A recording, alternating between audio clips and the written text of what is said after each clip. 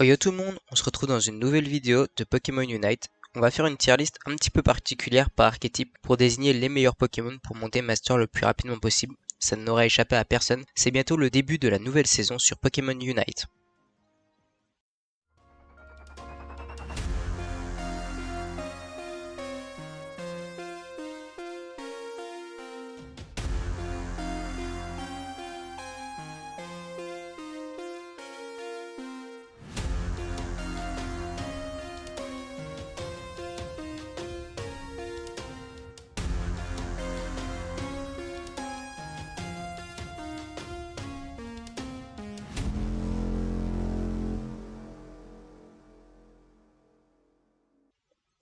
Bien évidemment, le premier Pokémon pour monter très rapidement, c'est Gengar. Il a sa place dans le Big Six, c'est-à-dire les 6 Pokémon qui ne jouent pas au même jeu. C'est l'assassin le plus puissant du jeu. Il peut littéralement tuer tout le cast et il two-shot généralement n'importe quel Pokémon, même les autres faisant partie du Big Six. Petite exception faite sur Mime et Tyrannosif où il aura un petit peu de difficulté à les tuer, mais généralement il peut les tuer. Ensuite, bien évidemment, on a Tyrannosif. Or Tyrannosif, lui, c'est un combattant qui fait énormément de dégâts. Son seul point faible, c'est qu'il évolue au niveau 9 et que son early est plus compliqué que les autres. Il a moins de potentiel pour dive à la différence d'Ectoplasma en early game. Mais après ça, il devient véritablement un tyran impérial qui ne laisse aucune chance à ses opposants. Et le troisième meilleur Pokémon du jeu, ça reste Mime qui ne joue pas au jeu depuis qu'il a été rework. Il était beaucoup trop fort au début de son rework, il a été nerf et il reste toujours trop fort. Il a du slow, des contrôles, de la régène de vie, des dégâts, de la défense, un ult et il peut augmenter les dégâts de ses alliés. C'est beaucoup trop pour un seul et unique Pokémon. Ensuite, nous avons Mamochon. Alors Mamochon, il bénéficie d'un très bon early. Ça va être la brute, littéralement, de votre lycée, qui va venir vous prendre tout votre farm, vous ne pourrez pas le contest, et en plus si vous essayez de marquer dans son dos, il va geler l'anneau au-dessus de lui, et vous allez devoir marquer plus lentement, et il aura le temps de vous tuer pour vous empêcher de marquer. Ensuite, on arrive sur les deux autres Pokémon un peu plus legit du Big Six. On va commencer par Givrali, il évolue niveau 4, ce qui fait qu'il a un early très intéressant. Dès le début, il a un bon impact in-game, et une fois qu'il évolue, c'est fini. Il peut devenir invisible s'il subit trop de dégâts, il peut vous slow, son attaque stalactite est auto-ciblée sur vous, c'est un kill garanti quasiment à chaque fois. Et son ult bien évidemment fait des ravages. Mew, alors Mew c'est un peu particulier, c'est un Pokémon qui peut choisir parmi une multitude de sorts, il peut choisir le mur par exemple de Monsieur Mime pour vous stun, si vous tapez à travers son mur, lui reçoit moins de dégâts, mais quand lui en revanche tape à travers ce mur, il vous envoie plus de dégâts, il peut choisir le lance-soleil de Florizard niveau 1, et voler tout votre farm. Il peut même voler la jungle en se cachant dans un bush, faire votre blue ou votre red buff, puis s'en aller. Il est trop loin pour que vous puissiez le rattraper. Et plus il est loin de vous, plus il fait de dégâts, à l'instar d'un Decidueye. Si vous souhaitez monter master efficacement, simplement, vous utilisez un de ces 6 personnages-là. Si vous êtes encore ici dans cette vidéo, je considère que vous êtes donc un joueur honnête. On va commencer donc avec Dracolos. Dracolos, c'est un combattant un petit peu particulier. Lui, si vous voulez l'optimiser, il va pas falloir le jouer au corps à corps comme tous les autres combattants, mais il va falloir le jouer avec ultra laser et hâte pour justement pouvoir optimiser les dégâts d'ultra laser et le jouer un petit peu mi-distance comme un Dracofeu par exemple. Nous avons ensuite Gardevoir. Alors Gardevoir pour moi, c'est un peu le mage qui aurait des problèmes. C'est-à-dire que avant je lui trouvais une utilité, mais depuis que Gouplin existe, je vois plus vraiment l'intérêt de jouer Gardevoir. Gardevoir, ça met du temps à monter, il farme très lentement, il monte lentement aussi de niveau, même si on lui a descendu de 9 à 8 son évolution finale, ça reste laborieux, et comme j'ai dit, Gouplin fait le même travail avec plus de puissance. Et en plus, on peut s'échapper de l'ult de Gardevoir très facilement avec un total soin pour ensuite pouvoir le tuer très facilement. Cisaiox, c'est un Pokémon qui a un problème aussi. Comment vous dire? Cisaiox ne fonctionne pas.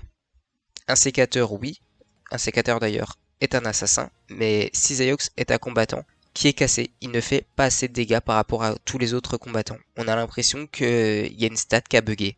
Donc actuellement, Cisaiox est l'un des rares Pokémon du jeu qui n'est pas viable en solo queue. On a le bon Dracofeu. Dracofeu, c'est un Pokémon polyvalent assez particulier, c'est-à-dire que c'est un Pokémon mi-distance. C'est le troisième meilleur combattant selon moi, si on oublie bien évidemment Tyrannosif qui est dans le Big Six. Il a des slows, grâce à donc lance-flamme, déflagration aussi vous slow. La particularité de Dracofeu, c'est que s'il vous brûle, il fait des dégâts supplémentaires et son ult est véritablement très dangereux. Il vous prend, il vous décolle, donc vous emmène en dehors du teamfight. Quand vous ratterrissez, généralement, vous êtes mort et il a la possibilité de tuer 2 de vos compagnons qui se situeraient à côté de vous. Donc il peut facilement 1v3 avec un ult. On a bien évidemment le bon Krabarak. Alors Krabarak, non, eh ben il existe Buzzwole. Et Buzzwole fait exactement le même taf que lui, en mieux. Donc il a plus vraiment d'intérêt en tant que tank, à mon sens actuellement. Azumarill. Donc Azumarill, il a reçu un buff récemment.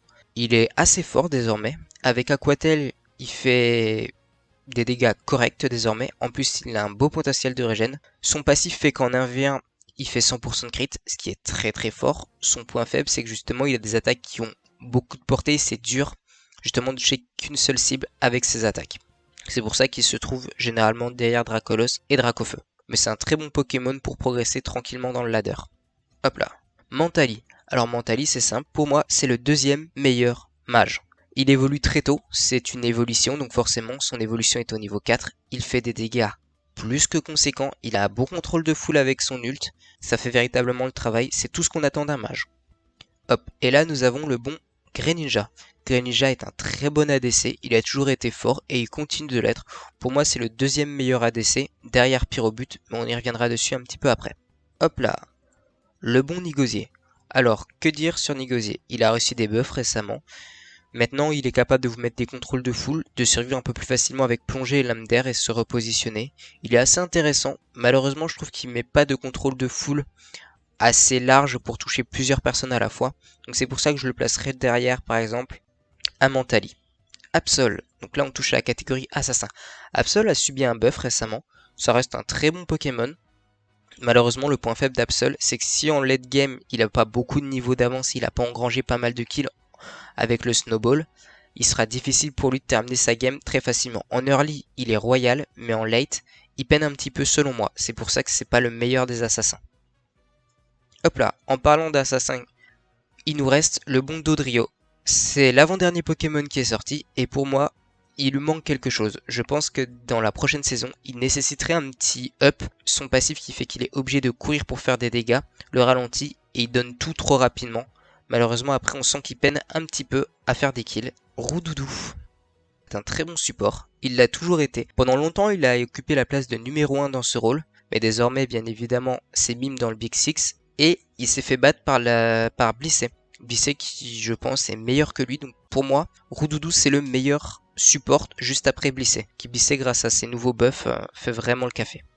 Hop là, le bon Pyrobut. Alors Pyrobut, pour moi, c'est le meilleur ADC.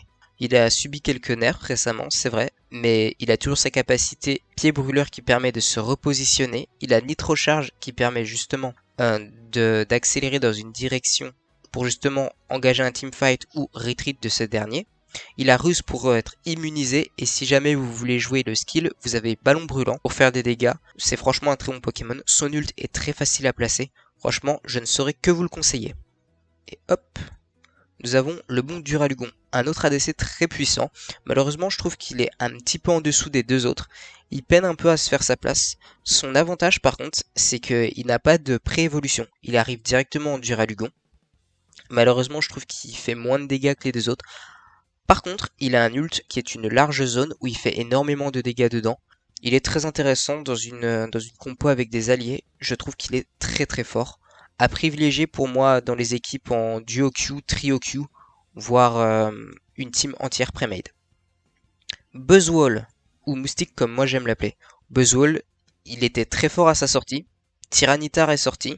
Plus personne le jouait parce que justement Tyranitar avec pouvoir antique, il avait la possibilité justement d'être immunisé au contrôle de foule, donc plus personne le jouait. Les développeurs se sont dit que du coup il n'avait plus d'intérêt, ils l'ont buff, alors qu'il était déjà puissant. Désormais il est quasiment ingérable. En 1v1, c'est très très compliqué si vous faites pas partie du Big Six de pouvoir le 1v1. C'est un Pokémon qui est très puissant, il peut vous éjecter d'un teamfight, il peut se régénérer sur vous, il a énormément de dégâts, c'est un Pokémon qui est quand même assez intéressant selon moi. Exagide. Alors là, on touche à mon combattant préféré. Je trouve qu'il a une classe folle, c'est une épée avec un bouclier, son design est magnifique, malheureusement, c'est compliqué.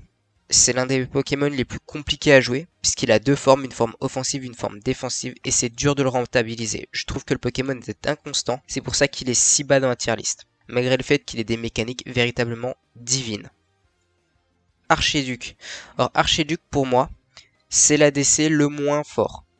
Alors entendons-nous bien, il a reçu un buff sur Sombre, un buff qui est vraiment pas négligeable. Il fait de bons dégâts, son ult est très intéressant, malgré le fait qu'il soit pas forcément évident à placer. Malheureusement, le fait que sur Sombre il faille bien viser, ça peut être un petit frein pour certains d'entre vous, dont moi aussi j'en fais partie. C'est pas facile à utiliser et le fait que le Pokémon soit assez volatile et inconstant fait que pour moi, c'est le dernier des ADC. Bien évidemment, s'il est excessivement bien joué, il peut se retrouver en deuxième place. Pas en première, parce que du coup, le fait que vous soyez très très fragile en early, ça va vous pénaliser. Si par exemple un Absol a décidé de gank votre lane et de perma vous kill, vous allez mettre beaucoup de temps à vous trouver bien dans la game. C'est pour ça que du coup, je le mets en 4ème position. Le bon Karchakroc, eh ben, il n'a de bon que le nom. Voilà, c'est tout. Karchakroc, c'est le combattant le moins puissant à l'heure actuelle. Il a du mal à trouver sa place dans la méta. Il a toujours eu du mal depuis le début. La méta précédente, il s'en sortait plutôt pas mal. Et là, depuis que c'est une méta où c'est perma-burst, Karchakroc, il a du mal. Il a les mêmes problèmes que Gardevoir. Il évolue tard et il a du mal à trouver sa place, alors que Buzzwole fait un bien meilleur taf, n'a pas d'évolution, il arrive directement comme ça, il a des dégâts constants dès le début. Karchakroc peine à trouver sa place dans cette tier list. Blissey, donc on en parlait tout à l'heure, c'est le meilleur support à n'en pas douter. Maintenant qu'il a été buff, il a des bons contrôles, il peut soigner, il peut justement faire des dégâts, il est très très intéressant. Pikachu. Alors Pikachu, c'est devant Gardevoir pour une seule bonne raison. Pikachu a un très bon early. Et donc si vous rentabilisez bien votre early, un peu à la manière d'un Absol, vous allez pouvoir faire des choses même si vous vous essoufflez en late game. Le gros avantage de Pikachu aussi, c'est qu'il récupère son ulti très très très rapidement. Donc vous pouvez en abuser avec un mégaphone, l'amplificateur pardon, qui ressemble à un mégaphone justement l'objet, du coup pour récupérer votre ulti encore plus vite et faire des dégâts vraiment indécents. Alors Blancoton pour moi ça reste derrière un gros doudou. Le Pokémon est très fort, il l'a toujours été et reste constant. À un moment donné c'était le plus puissant, on le voyait dans toutes les compos de pro, c'est plus tout à fait le cas, mais le Pokémon reste très très fort et très très jouable. C'est simple, dans les supports là actuellement, les 3 que je vous ai montrés, ils sont tout à fait solo viables. Gouplin, donc comme on avait dit, c'est le meilleur mage. Certes, il a besoin d'évoluer, mais il fait des bons dégâts, il a des bons contrôles de foule.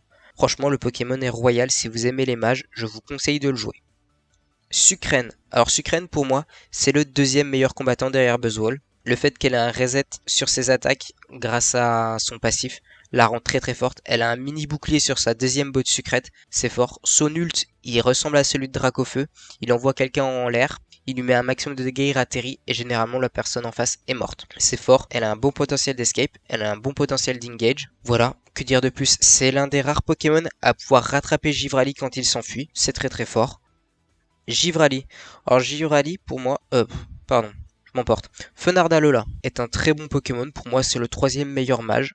Il a des contrôles de foule, un ult facile à utiliser. Il évolue niveau 4, donc un très bon early. Et bien évidemment, une réduction de dégâts avec Vol Aurore. C'est franchement un Pokémon très facile à prendre en main pour monter très facilement et rapidement jusqu'au Master. Flambuzard. Or Flambuzard, pour moi, c'est le numéro 1 des assassins actuellement. Il fait des dégâts constants. Il a un bon potentiel d'engage et de retreat. Il a un ult très facile à prendre en main. Vous pouvez score très facilement dans le dos de vos adversaires. Donc vous pouvez facilement faire toute la map. C'est un des Pokémon les plus rapides dans le jeu. Donc franchement, profitez-en pour aller score derrière vos ennemis. Le bon Rongrigou. Alors Rongrigou, pour moi, c'est le 2ème meilleur tank. Sans débat possible. Rongrigou, il a une capacité assez particulière. C'est il peut faire ce qu'il veut en early game. S'il veut prendre votre farm, aller marquer dans votre dos, à la manière d'un Lucario, il va le faire, vous pouvez pas le contester en early game. Il peut toujours vous invade jungle, prendre tout votre farm et s'enfuir. Ça marche encore. C'est plus compliqué, mais s'il veut, il peut le faire. Vous allez avoir du mal à le rattraper. C'est compliqué contre Rongrigou, faut juste faire preuve de beaucoup de patience. Bien évidemment, une fois qu'il a évolué avec son ult, le fait qu'il puisse se régénérer sur ses baies et qu'il a Balgrain, ça fait des dégâts monstrueux. Il a un bon tanking. Franchement, c'est un Pokémon à ne pas sous-estimer, même si on en voit moins en ce moment. Gaffe à vous si vous voyez un Rongrigou dans l'équipe adverse. Slowbro. Or, Slowbro, c'est un bon tank. mais il reste en dessous des autres pour moi en ce moment. Il a un bon potentiel de régène, il tank assez bien, il peut envoyer d'autres Pokémon dans les airs. C'est assez pratique pour, par exemple, si vous avez un Gengar. Vous avez un Gengar en face de vous, il le met en l'air, vous le tuez très rapidement. Et là, vous pouvez sécuriser une perte non négligeable avec votre équipe. C'est intéressant, mais c'est un petit peu gimmick, j'ai envie de dire.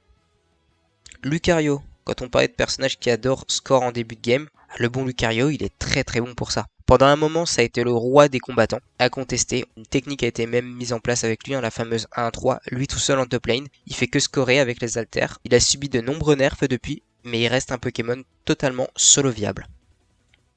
Florizarre. Alors pour moi, Florizarre, c'est le moins intéressant des mages. Alors, il fait des dégâts corrects, il a un ult très intéressant, il met un petit peu de temps à évoluer, il a pas de contrôle de foule. C'est pour ça que pour moi, c'est pas un mage ultra réussi. Mais à part ça, Florizarre est très puissant. Il a une bonne mobilité, vous pouvez facilement l'utiliser pour monter master, mais votre équipe manquera justement de contrôle de foule si vous le prenez.